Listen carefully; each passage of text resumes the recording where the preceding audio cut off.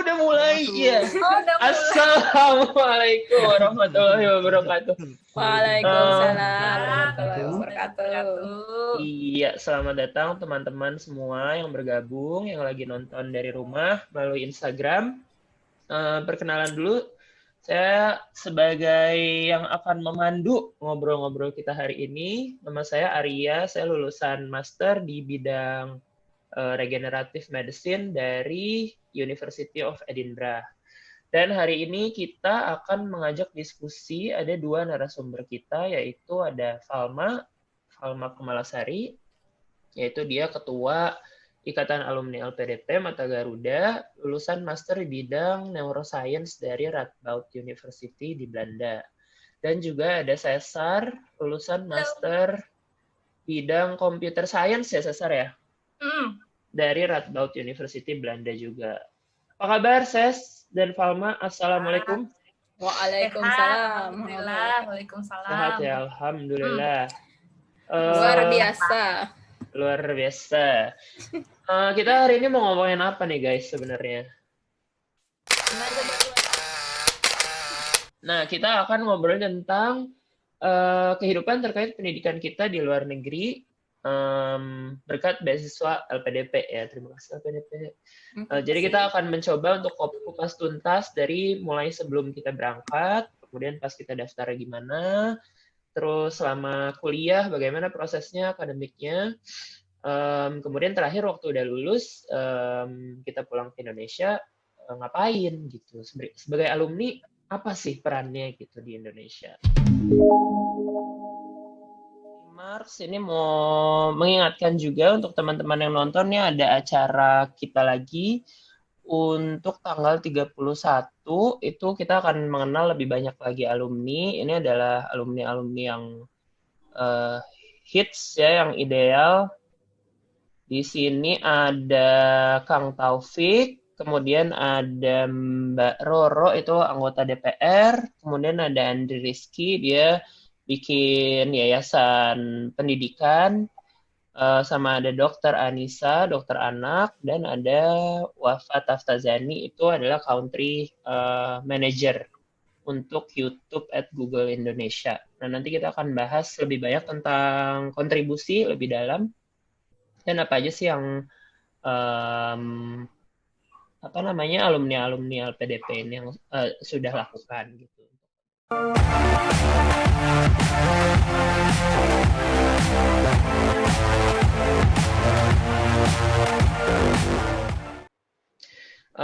Kita akan mulai dulu dengan berdiskusi tentang sebelum berangkat nih. Mungkin Cesar bisa menjelaskan bagaimana syaratnya kali ya, Ses ya?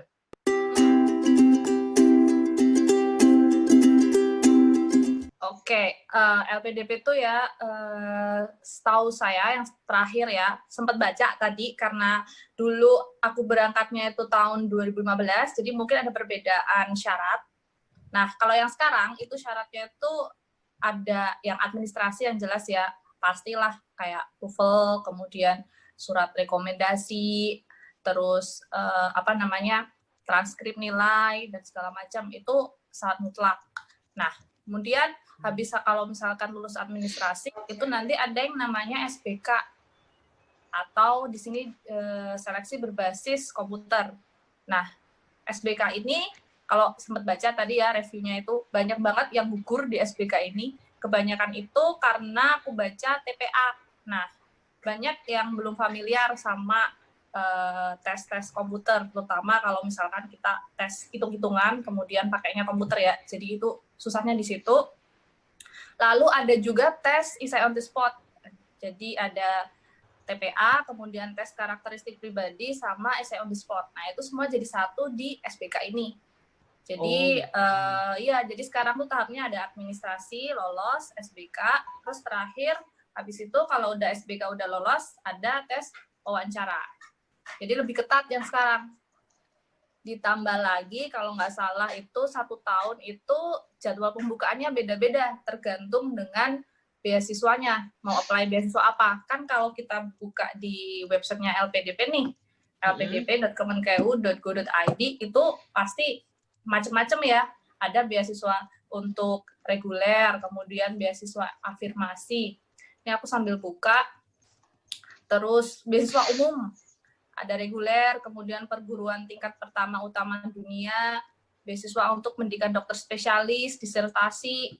Nah, afirmasi juga macam-macam nih. Ada untuk bidik misi, untuk santri, prestasi. Nah, bisa dibuka aja sih sebenarnya, kalian bisa lihat di websitenya LPDP itu udah lengkap banget. Dan perhatiin juga itu jadwalnya berbeda-beda untuk grup beasiswa tadi. Oke. Jadi nggak semuanya sama. Oh, jadi beasiswanya juga sekarang dibagi kategori gitu ya? Beda banget. Kalau dulu zamanku cuma ada reguler sama afirmasi, tapi sekarang tuh udah banyak banget sih. Ya benar. Nah itu jadi aku ngulang lagi ya, syaratnya tuh pasti administrasi ya kan, berkas kan, terus habis itu ada SBK itu ya. SBK itu termasuk di dalamnya ada esai, ada psikotes, ada TPA by komputer ya. Betul. Iya kan ya. Terus Nah habis itu ada kalau passing grade-nya juga. Aku baca yang TPA itu ada passing grade-nya juga sih. Terus habis itu wawancara ya. Wawancara, baru nanti setelah wawancara baru hasilnya gitu ya. Ya benar. Oh gitu, oke. Sebenarnya yang paling sulit tuh dari semua itu syaratnya apa ya? Ses kira-kira. Kalau pengalamanku yang memang kita butuh waktu lama untuk nyiapin itu ya kayak yang tes ada passing grade-nya tuh kayak TOEFL, kemudian kayak TPA itu kayaknya kalau misalkan kita cuman ikut-ikutan doang itu ya susah sih, harus persiapan jauh-jauh sebelumnya. Berarti dulu kalau pengalamanku sih ya? Iya, pengalamanku sih dulu karena aku awal-awal banget belum tahu apa itu IELTS, apa itu TOEFL IBT, jadi sempat ambil les dulu. Terus habis itu juga kalau misalkan mau tes TPA itu juga banyak kan sekarang buku-bukunya, jadi bisa latihan soal dulu lah sebelumnya. Paling enggak sih mungkin bisa 1 bulan sebelumnya latihan soal, terus suka baca-baca berita-berita, karena yang di esai itu temanya itu tema yang terkini, misalkan mungkin sekarang tuh contohnya yang kemarin, apa namanya, undang-undang itu ya, kemudian tentang zonasi daerah dan segala macam itu. Jadi baca update aja sih, baca berita. Nah, itu untuk yang esai ya, esai on the spot itu ya. Itu katanya ada yang bahasa Inggris juga ya, Ses? Benar nggak sih? Esai on the spot? Enggak ya? Enggak kayaknya. Oh, emang bahasa Indonesia aja ya berarti? Iya, tapi memang materinya update sih. Iya.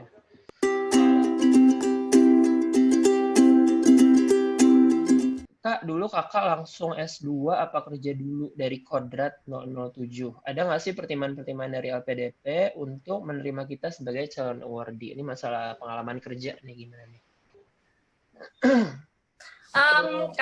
Kalau masalah kayak gitu sih, menurutku LPDP nggak melihat kamu udah kerja atau belum sih, tapi yang dilihat tadi sih kontribusi sama prestasi. Nah, ketika kamu kuliah kan juga kamu pasti kontribusi ya, contoh organisasi nih. Nah, misalkan kamu di situ kan pasti kontribusinya gede juga nih. Jadi ya nggak ngelihat sih udah kerja apa belum. Setiap orang kan beda-beda ya milestone-nya. Ada yang pengen S2 nanti setelah dia kerja 1 atau 2 tahun setelah lulus, ada yang mau langsung nerusin. Nah, jadi ya beda-beda. Kalau LPDP sih ngelihatnya dari kontribusi dan prestasi, entah kamu itu baru lulus atau entah kamu itu udah kerja. Ya. Sama gimana, Val? Kalau iya sih benar kata Cesar, cuman kayak kalau misalnya nih ya pas kuliah itu terlalu sibuk misalnya terus nggak sempet nih organisasi, kayaknya pengalaman kerja tuh bisa jadi membantu gitu loh, karena jadi untuk menggantikan pengalaman organisasi yang agak minim misalnya selama kuliah, mungkin bisa kalau misalnya udah kerja tuh akan mendorong juga poin positif dari si pengalaman organisasi tadi gitu. Karena kan sebenarnya intinya pengalaman organisasi itu adalah kita bisa manage waktu, kita bisa manage emosi gitu kan.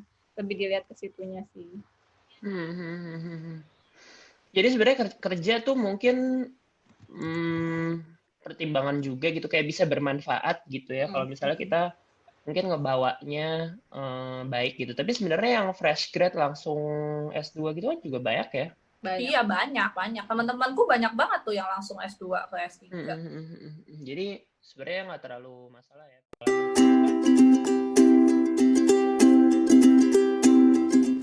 Kalau interviewnya gimana? Valma waktu interview gimana, Val?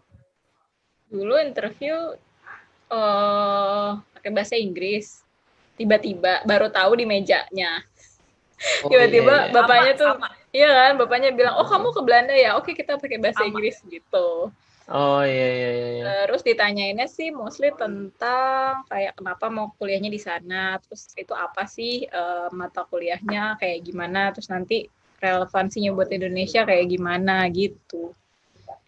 Oh gitu. Jadi itu kalau nggak salah ada beberapa orang bukan sih yang nanya? Oh, kayak Iya, seingat gue ada betul. 3 ya. Ada 3. Ada 3 tuh, satu kan dari APDP ya? Apa enggak ya? Lupa gue, Iya, ada udah satu lama. dari LPDP, satu dari psikolog Satu ya. dari psikolog, ya benar. Satu Iya. lagi tuh yang sesuai bidang kalau nggak salah. Bidang, Benar. ada 3. Soal yang pertanyaan nyeleneh-nyeleneh itu kalian kena juga nggak? Kena sih pasti sih. Misalkan kayak contohnya saya waktu berangkat ya. Dulu aku tanyain udah punya cowok apa belum, nanti kalau misalkan di sana kecantol sama bule gimana, itu kan aneh-aneh tuh kayak gitu tuh.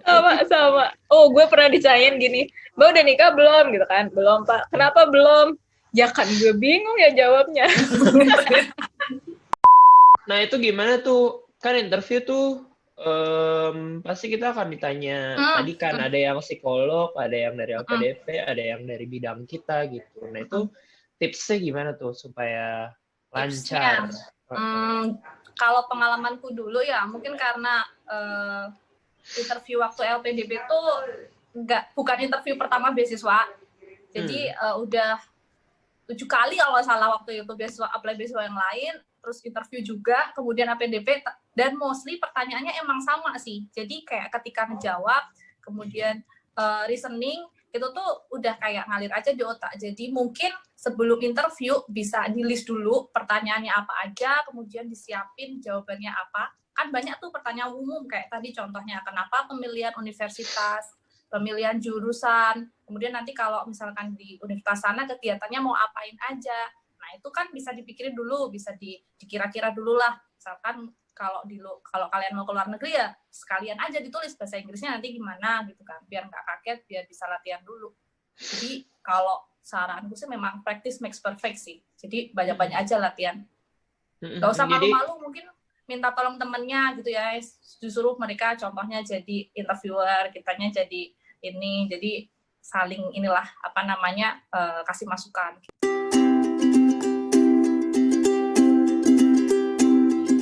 Bagaimana meyakinkan interview agar kita layak mendapatkan beasiswa? Meyakinkan, nah itu tadi udah aku sebutin sih. Sebenarnya meyakinkan itu tadi, satu, harus cari core competence, prodi sama universitas yang kamu kunjungin, kenapa kamu milih itu, bedanya yang paling signifikan sama universitas lain apa, terus dari situ apa yang bisa kamu kembangin. Nah itu poin paling penting sih untuk interview.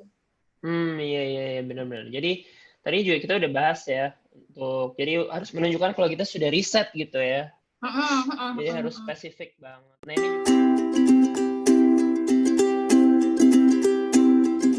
jadi pertanyaannya mungkin yang pasti ditanya tuh kenapa milih negaranya gitu kan, itu kan pasti tanyain. Terus kenapa milih univnya yang itu, kenapa bidangnya itu, kemudian ditanya juga pasti kamu kegiatannya kira-kira mau ngapain aja gitu kan, selain kuliah misalnya, di sana mau apa gitu.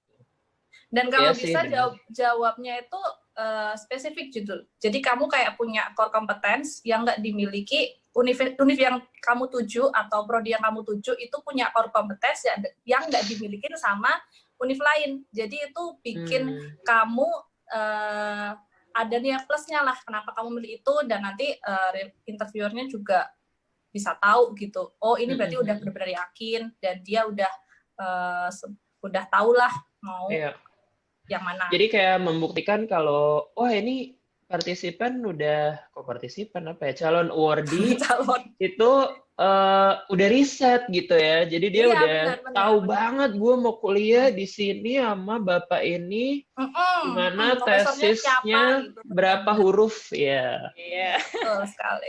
Sama Iya ini sih sih benar. kayak wawancara tuh kayak ngeliatin kita tuh udah tahu apa yang kita mau gitu. Jadi kadang-kadang kalau misalnya ada beberapa kasus temen gue yang gagal itu karena dia kayak ya udah S2 cuma buat mau S2 aja gitu, nggak jelas sebenarnya kedepannya dia mau S2 alasannya apa, kenapa jurusannya itu gitu. Berarti proyeksi ke depannya gitu ya. Kenapa sih ngambil itu gitu? Setelah itu kayak mau dipakai buat apa gitu ilmunya gitu. Kira-kira bentuk kontribusinya tuh apa nantinya gitu-gitu ya berarti.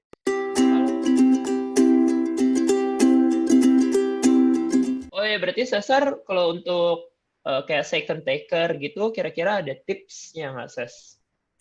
Caretaker, yang pertama sih satu harus benar-benar diniatin ya, karena perjuangan beasiswa itu kalian harus konsisten dan persisten. Soalnya persyaratannya banyak banget. Belum lagi yang tadi TPA, TOEFL, kemudian surat rekomendasi, surat kesehatan. Nah itu tuh benar-benar perlu effort yang lebih. Jadi kayak waktu juga kalian pasti bakal kesita waktu, terus uang ya buat tes-tes tadi. Belum lagi kalau misalkan gagal tes bahasa Inggrisnya nggak cukup, pasti harus ini lagi, take exam lagi. Jadi harus benar-benar diniatin. Terus yang kedua adalah cari teman sebanyak-banyaknya. Siapa tahu kalian dapat teman yang juga mau daftar beasiswa dan jadikan teman itu sebagai partner kalian untuk saling share informasi. Nah, itu berguna banget sih. Itu sih dua itu sih. Jadi mungkin lebih baik kalau ada kayak semacam komunitasnya gitu kali ya. Maksudnya Ya, sekarang kayaknya berkelompok gitu. Bener. Ya, itu membantu. Jadi nggak berjuang sendiri gitu. Benar. Mungkin kita jawab pertanyaan dulu ya satu ya. Oh ya. Ada pertanyaan yang kebetulan berhubungan nih. Dari bismillah.scholarships. Kalau masih maba waktu S1 persiapannya kira-kira apa untuk LPDP? Yang pertama ya, kalau maba itu satu pasti IPK ya. Karena kan nanti di administrasi itu IPK dilihat, nilainya dilihat. Jadi ketika kuliah juga kalian harus maintain itu IPK kalian. Itu yang pertama. Yang kedua, bahasa Inggris. Siapin bahasa Inggrisnya selama masa kuliah, boleh sih sambil les-les bahasa Inggris atau belajar bahasa Inggris sama temennya gitu. Organisasi sih kayaknya ya. Maksudnya pasti kalian akan ditanya, karena ini LPDP pasti akan ditanya pengalaman organisasinya tuh kayak gimana gitu. Dan ada ekspektasi memang orang-orang yang lulus LPDP itu sudah bagus gimana ya? Sudah bagus hubungan dengan antar manusianya, sudah bagus manajemen waktunya, manajemen stresnya, karena dia terbiasa berorganisasi gitu. Pun dengan kontribusinya, apalagi kalau organisasi pas S1-nya sosial, itu akan menurut gue sih akan menambah nilai tambah.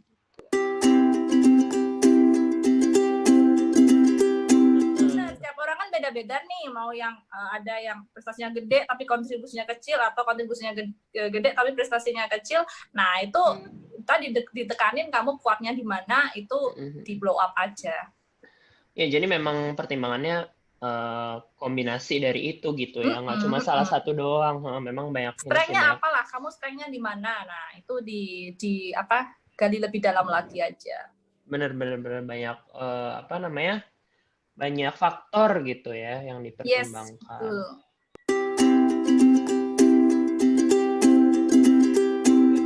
misalnya meningkatkan chance diterimanya di kampus gitu.